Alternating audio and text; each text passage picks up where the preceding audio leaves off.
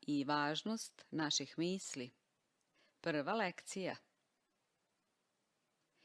Ako vaše misli stvaraju vašu stvarnost, da biste stvorili novu stvarnost koju želite imati, trebate odbaciti svoje stare misaone programe i zameniti ih novima koji vas približavaju željenoj stvarnosti.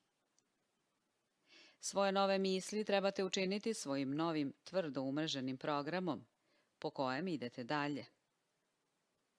Ovo možda zvuči vrlo jednostavno i lako, no da biste to učinili potrebno je puno svesnog truda i predanosti.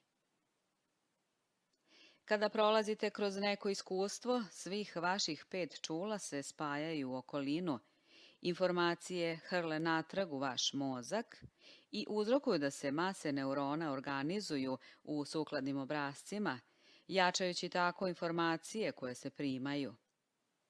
Tokom